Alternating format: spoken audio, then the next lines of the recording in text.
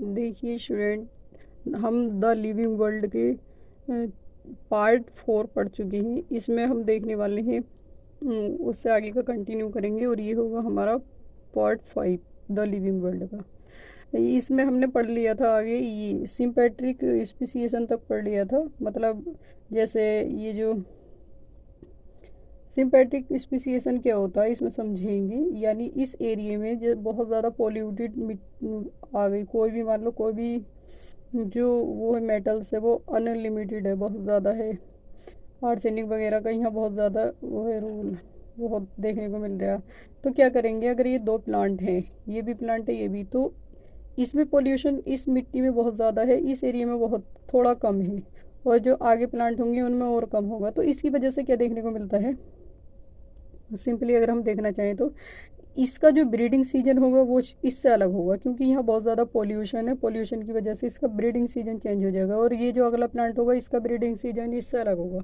तो यहाँ different breeding season होने की वजह से ये क्या करती है, ये स्पीसीज इसी से निकली है, बट क्या हो कर लिया इसने, ये इसके साथ रिप्रोड्यूस नहीं, वो इनब्रीड नहीं करेगी, मतलब ब्रीडिंग नहीं करेगी। रीजन यही होता है, इनका ब्रीडिंग सीजन चेंज हो जाता है, इस वजह से ये ब्रीडिंग नहीं कर पाती। और रहती साथ में है लेकिन इसके साथ ब्रीड नहीं करती, रहेगी साथ में और न्यू स्पीसीज बन जाएगी। आगे हम देखेंगे, अगर मैं इन सब का एक कोड बनाना चाहूँ, कोड फॉर्म में इनको देना चाहूँ, तो जैसे पहला हमने पढ़ा था एलोपैट्रिक। एलोपैट्रिक का मतलब है कोई भी घर का एक सदस्य यूएसए चला गया, बहुत दूर चला गया, जिसमें जियोग्राफिकल बैरियर थे, उसकी वजह से माउंटेन वगैरह टूटी, जिसकी वजह से ये दोनों अलग हो गए। उसके बाद अगला था पैरी। पैरी का मतलब था स्मॉल ग्रुप निकल गया, लेकिन उसकी बाउंड्री थी ओरिजिनल से, जो ओरिजिनल स्पीसीज थी उससे उसकी क्या थी, बाउंड्री थी। लेकिन पैरा का मतलब क्या होता है, पड़ोसी। ये था पड़ोसी, उसके पड़ोस में ही रह रहा था। सिम का मतलब था साथ साथ रहना। ठीक है, ये था हमारा स्पीसीएशन जो हमने वाले हैं। अगला टॉपिक जैसे पहले देखे रखा, अब हम जो देखने वाले हैं वो है टैक्सोनोमिक एड्स। टैक्सोनोमिक एड्स ये टूल्स, यानी वर्गीकी के साधन। कौन कौन से साधन हैं जो वर्गीकी के हैं। जैसे पहला देके रखा है इसमें, अगर मैं पहला साधन किसे कहते हैं, मतलब ये जो एड्स हैं वो हैं क्या, स्टोर्ड किया जाता है इंफॉर्मेशन को इनके थ्रू, इन टूल्स के थ्रू और ऐड के थ्रू, मतलब इन साधनों के थ्रू। अगर मैं टैक्सोनोमिक एड्स को देखूँ तो मैंने टू पार्ट में इनको डिवाइड किया है। जैसे पहला दे के रखा है इसमें दैट, और सेकंड दिया है लिविंग। अगर हम दैट की बात करें तो इसमें हर्बेरियम और म्यूजियम दोनों आ जाती हैं। हर्बेरियम की अगर मैं बात करूँ, यहाँ पर हर्बेरियम में प्लांट आ जाती हैं। कौन से प्लांट, डेड प्लांट, उनको हम हर्बेरियम में रखते हैं। वो प्लांट डैडी तो होती है ना जो हर्बेरियम में रखे जाते हैं। और म्यूजियम में एनिमल आ जाते हैं, ये भी सब डैडी होती हैं, लेकिन इनको एक सॉल्यूशन में रखा जाता है, नमूने बना करके, यानी स्पेसिमेन बना करके, ताकि उनकी जो बॉडी है वो सड़े नहीं, गले नहीं, खराब ना हो, इस वजह से।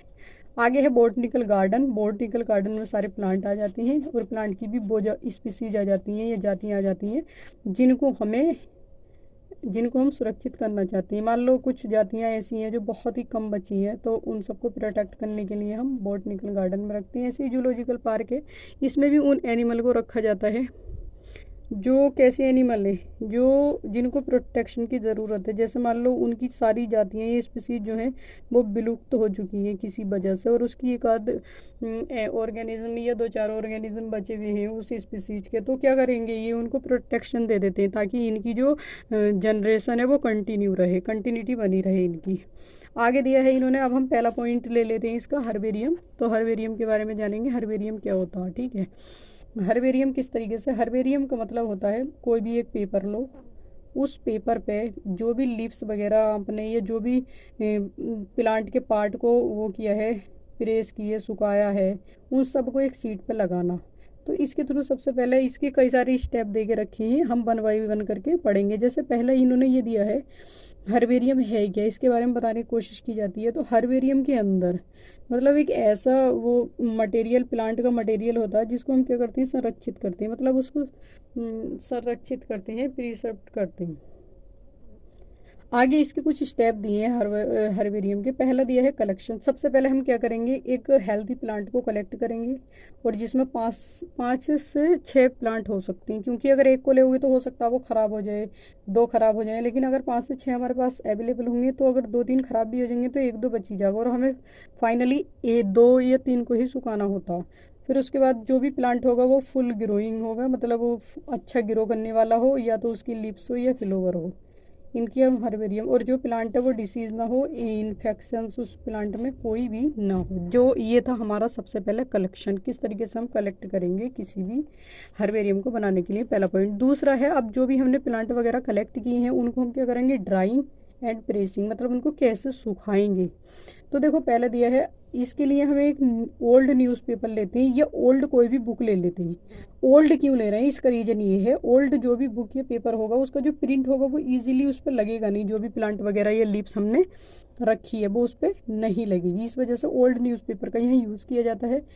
और ये जो न्यूज़पेपर होता है वो 3 से 4 दिन के बाद चेंज करना होता है, चेंज द न्यूज़पेपर, ठीक है। आगे दिया है, अगर हम देखें कुछ जो प्लांट होते हैं उनको ड्राइंग और प्रेसिंग नहीं की जा सकती उनकी, जैसे ये देके रखा है एलोवेरा प्लांट, इसको क्या किया जा सकता, इसको सुखाया नहीं जा सकता और ना ही इसको प्रेस की जा सकती। तो ऐसे प्लांट के लिए जिनको सुखाया और प्रेसिंग नहीं की जा सकती उनका हम क्या करते हैं, उनको एक सॉल्यूशन में रखते हैं, और ये सॉल्यूशन किसका होता है, FAA का होता है, ठीक है। FAA को अगर हम देखें तो इसका पूरा नाम दे के रखा फॉर्मेलिन, फॉर्मेलिन एसिटिक एल्कोहल, जिसके थ्रू क्या किया जाता है, जो एलोवेरा प्लांट है उसको सुखाया जाता, सुखाया तो नहीं जाता लेकिन उसको प्रिजर्व किया जाता, संरक्षित किया जाता, ताकि इसको अगर हमें हर्बेरियम में लगाना हो तो हम क्या करेंगे, किसी भी एक पोली में रख उसमें से निकाल कर और उसे पहले पोली में पैक करेंगे जो प्लेन वाली आती है, और जिसकी वजह से इजीली उसको फिर हम अपनी फाइल में लगा सकते हैं।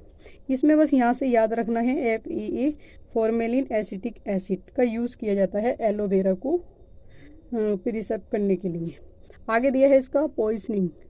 पॉइजनिंग में क्या देके रखा, इजीली अगर हम इसका थर्ड पॉइंट देखें तो पॉइजनिंग का मतलब होता है वहाँ जो भी फंगस वगैरह उस पर अटैक कर रहे हैं या जो भी कीट वीट हैं उन सब को हटाया जा सके, जैसे स्प्रे करके। तो इसके लिए स्प्रे किस चीज़ का किया जाता है, HgCl2 का, मतलब 0.1% ली जाती है। और HgCl क्या है, ये मरकरिक क्लोराइड, और ये जो एक्ट करता है वो एक फंगिसाइड्स की तरह एक्ट करता है, मतलब जो भी फंगस वगैरह इस पर लगी है उसको इजीली क्या कर देता, हटा देता या किल कर देता। कौन, पॉइजनिंग के लिए याद रखेंगे, यहाँ से हमें 0.1% HgCl का यूज़ किया जाता है। उसके बाद अगला स्टेप देखने, अगला स्टेप क्या आएगा।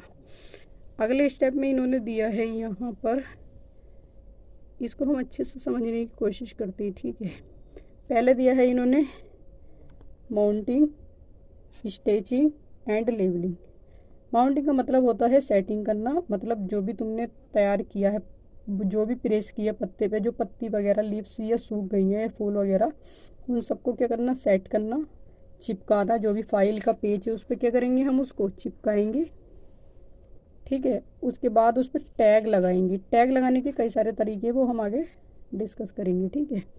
उसके बाद इन्होंने आगे दिया है, आगे की अगर मैं बात करूँ, फिर इन्होंने दिया है इंटरनेशनल साइज़ ऑफ हर्बेरियम का शीट का, मतलब कितना साइज़ होता है इंटरनेशनल, ये दिया है। ये इसका इंटरनेशनल साइज़ दे के रखा सेंटीमीटर में, और नीचे अगर हम देखें तो ये दे के रखा है इंच में। इतना इसका इंटरनेशनल साइज होता है किसका, हर्बेरियम शीट का, जो भी हम हर्बेरियम शीट ले रहे हैं, ठीक है। ये वैसे रेडीमेड बनी बनाई बहुत आसानी से, बहुत इजीली अवेलेबल है हर जगह पर, इसके पेज वेज सब मिल जाते हैं आसानी से। पहले तो थोड़ी चीज़ें कॉम्प्लेक्स थी, लेकिन आज के दौर में क्या सारी चीज़ें बहुत आसान हैं। उसके बाद हम देखते हैं लेवलिंग। लेवलिंग किस तरीके से की जाती है, लेवलिंग के कई सारे स्टेप हैं। सबसे पहले हम लेवलिंग क्या करते हैं, जैसे ये जो हर्बेरी, ये एक पेपर है जो ये बनाया, इसकी ये दे के रखी है कितनी लेंथ है, कितना डायामीटर है इसका। उसके बाद लेवलिंग कहाँ की जाती है, यहाँ पर लेवलिंग की जाती है। लेवलिंग मतलब जो भी ये प्लांट या जो भी लीव्स वगैरह हमने ये प्लांट यहाँ लगाया है उसकी सारी डिटेल हम यहाँ लिखते हैं। जैसे सबसे पहले क्या लिखेंगे हम, इसमें सबसे पहले लिखना है डेट ऑफ कलेक्शन, मतलब किस डेट में हमने इसको कलेक्ट किया। उसके बाद अगला पॉइंट अगर मैं देखूँ तो अगला पॉइंट कर रहे हैं इसमें प्लेस ऑफ कलेक्शन, मतलब किस जगह से इसको हमने कलेक्ट किया। उसके बाद इंग्लिश का इसका नेम लिखना होगा। उसके बाद आगे दिया है इन्होंने इंग्लिश की नेमिंग के बाद अगला पॉइंट दिया है इन्होंने वर्नाकुलर और लोकल नेम लिखना होगा इसका हमें, जो इसका कॉमन नेम होता। उसके बाद बोटनिकल नेम और साइंटिफिक नेम लिखना होगा। उसके बाद इसकी फैमिली बतानी होगी और नेम द कलेक्टर, जिसने इसको क्या किया है, कलेक्ट किया है, उसका नाम यहाँ लिखना होगा। ये होती है लेबलिंग। लेबलिंग हो गई, मान लो हमने पूरा सब कुछ सेट कर लिया। अब उसके बाद हम क्या करते हैं, डिपोजिशन करते हैं। डिपोजिशन का मतलब है जो चीज़ें भी, जितने भी प्लांट हमने सब लेवल्ड किए हैं, नेमिंग सब कुछ करने के बाद हम लास्ट में करते हैं डिपोजिशन। डिपोजिशन का मतलब होता है हर एक उसको क्या बोलते हैं, जो भी हमने ये बनाई है हर्बेरियम, लेवल्ड किया, पूरे पेज बनाए हैं, अच्छे से पेजों को तैयार किया है, तो उसको वन बाई वन करके सीक्वेंस में लगाना। जैसे फाइल में लगाते हैं ना, जैसे ये एक पेज है, दूसरा पेज है, इस तरीके से जो पेज लगाते हैं हम इसको, तो इसको किसके बेस पे लगाते हैं वो बात बताइए। मतलब अरेंजमेंट ऑफ पेजेस या सीट्स। जैसे ये दिया है arrangement of sheets according to Bentham and Hooker system of classification, मतलब इनकी जो ये क्लासिफिकेशन की वो है सिस्टम है, इसके थ्रू हम इसको क्या करते हैं, डिपोजिशन करते हैं। मतलब इसको एक लगाते हैं पूरी फाइल को, पहले कौन सा फाइल हम आगा, फिर क्या आगा, उसके बाद कौन सा रखा, ये सब हम इसमें देखते हैं। उसके बाद आगे दिया है नोट DDT जो पाउडर होता है एंड कॉपर सल्फेट, इसका एक बार लास्ट में जब पूरी फाइल बना लेते हैं उसका एक बार हम इसको स्प्रे कर देते हैं, ताकि जो आगे ये ख़राब ना हो और लंबे समय तक जैसी है वैसी ही रहे, कोई फंगस वगैरह इसको ना लगे। उसके बाद अगर हम अगला पॉइंट देखें तो कुछ फेमस हर्बेरियम दे के रखे हैं यहाँ पर। जैसे अगर मैं देखना चाहूँ यहाँ, तो इसमें दिए हैं, ये दे के रखी है फेमस हर्बेरियम। कुछ फेमस हर्बेरियम यहाँ दिए हैं।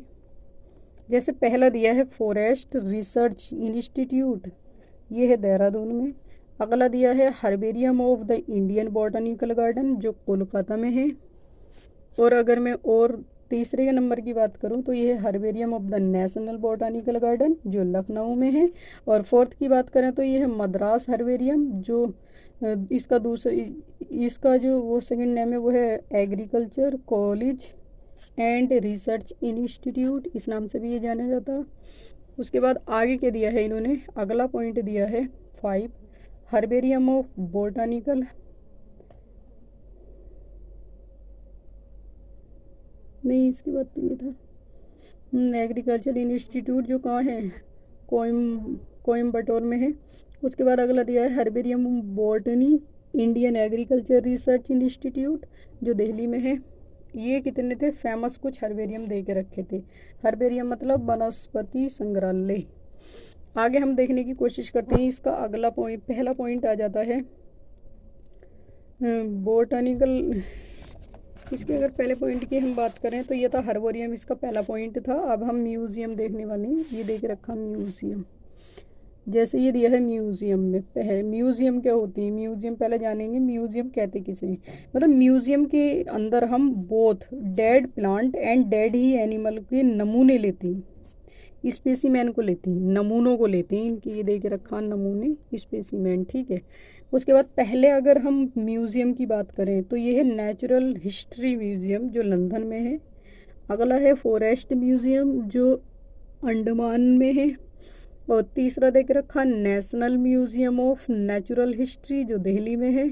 और प्रिंस ऑफ वेल्स म्यूजियम, जो मुंबई में है। और अगले की बात करें इंडियन म्यूजियम, कोलकाता में है। और महाराजा सवाई मान सिंह म्यूजियम, जो जयपुर में है। इसके बाद हम आगे पढ़ने वाले हैं बोटानिकल गार्डन। बोटानिकल गार्डन में हम देखते हैं, अब इसमें हम क्या करेंगे, इसमें बोटानिकल गार्डन में हम प्लांट को रखेंगे। कैसे प्लांट को, लिविंग प्लांट को हम बोटानिकल गार्डन में रखेंगे। जैसे अगर मैं फर्स्ट बोटानिकल गार्डन की बात करूं तो ये जो स्थापित किया था वो किया था थियोफ्रिस्टस ने। और जो ये थियोफ्रिस्टस भाई साहब हैं, ये क्या करते हैं, इन्होंने एक और नेक काम किया था। वो इनका काम था थियोफ्रेस्टस का बोटनी को डिस्कवर, मतलब अगर फादर ऑफ बोटनी की हम बात करें तो वो भी कौन है, थियोफ्रेस्टस ही है। तो इन्होंने सबसे पहले एक गार्डन को बनाया था जिसका नाम है रॉयल बोटानिकल गार्डन, जो कहाँ है, कोलकाता में है। ये पहला फर्स्ट गार्डन था जो स्थापित किया गया था बाई थियोफ्रेस्टस के द्वारा। अगला हम बात करते हैं सेकंड की, नेशनल बॉटनिकल गार्डन जो लखनऊ में है, रॉयल बॉटनिकल गार्डन जो दार्जिलिंग में है, ये बहुत फेमस बॉटनिकल गार्डन है। लाल बाग बॉटनिकल गार्डन जो बेंगलोर में है, बॉटनिकल गार्डन जो ओनली बॉटनिकल गार्डन है वो है ऊटी में। तो these are famous botanical garden, ये थे फेमस बॉटनिकल गार्डन। अब हम देखने वाले हैं जूलॉजिकल पार्क। क्या देखने वाले हैं हम, जूलॉजिकल पार्क। ये भी बहुत आसान है, सारी चीज़ें इसमें बहुत आसान है, टैक्सोनॉमी आसान है, बस इसमें कुछ चीज़ें याद रखने वाली हैं, ठीक है। जैसे हम अगर जैसे हम जूलॉजिकल पार्क की बात करें तो इसमें सबसे पहले क्या दे के रखा, मतलब हम एनिमल को क्या कर रहे हैं, एनिमल को यहाँ पर प्रोटेक्ट कर रहे हैं, एनिमल्स को हम प्रोटेक्ट कर रहे हैं या प्रिजर्व कर रहे हैं। तो इसमें क्या होता है, जूलॉजिकल पार्क टू टाइप से देखने को मिलती हैं, कुछ होती हैं इन सितु और कुछ होती है एक्स सितु। इन सितु का मतलब होता है जिस एरिया में जो भी एनिमल है उससे वहीं पर प्रोटेक्ट करना, उसके आसपास सारी वो चीज़ें अवेलेबल करना जिसकी उसे ज़रूरत है और उस एरिया से उसे बाहर जाने की ज़रूरत ही ना पड़े, ऐसा वहीं पे एक पूरा एज अ पार्क बना देना। जैसे यहाँ protect of animal same area, जो एरिया जिस एरिया में वो रह रहा है उसी एरिया में उसको क्या करना, प्रोटेक्ट करना। समझ पा रहे हैं भैया आप? मतलब उसी एरिया में उसको क्या कर देना, प्रोटेक्ट। इन सितु, एक्स सितु का मतलब होता है protect of animal different area, मतलब जिसमें है उस जगह को छोड़कर उसी एनिमल को किसी और जगह पर ले जाना और वहाँ जाके एक पूरा अच्छे से पार्क बना देना और उसको जितनी चीज़ों की ज़रूरत है वो सब वहाँ पर अवेलेबल कर देना। और एक उस इसको कहते हैं एक्स सितु। एक्स का मतलब है यहाँ से निकाल दिया, एग्जिट कर दिया। अब आते हैं नेशनल जूलॉजिकल पार्क। पहला है national zoological park, famous park है जो दिल्ली में है। दूसरा है नेहरू जूलॉजिकल पार्क जो हैदराबाद में है। तीसरे की बात करें तो संजय गांधी जैविक उद्यान जो पटना में है। राजीव गांधी जूलॉजिकल पार्क जो पूना में है। अलीपुर जूलॉजिकल पार्क जो कोलकाता में है। मैसूर जू जो कर्नाटका में है। और अगले की अगर हम बात करें तो ये है एलियन फॉरेस्ट जू जो कानपुर में है। तो ये था guys first chapter the living world जो कंप्लीट हो चुका है। अब हम जो वर्क करेंगे वो सेकंड चैप्टर पर करेंगे। तो आई होप जितने भी ये वो वन बाई पार्ट समझाए हैं, 1 2 3 4 5 पार्ट तक जो भी समझाया है, आई थिंक आप लोगों के सब समझ में आ गया होगा। गाइस अगर कोई दिक्कत आती है, कोई प्रॉब्लम है इंग्लिश या हिंदी पढ़ने या समझने में, तो आपसे हम्बल रिक्वेस्ट है कमेंट सेक्शन में हमें बताएं कि ये प्रॉब्लम है। I will improve them problems. Okay, thank you guys. Channel को लाइक और वो कर लेना सॉरी को, जिससे आपको नई वीडियोस का अपडेट मिले।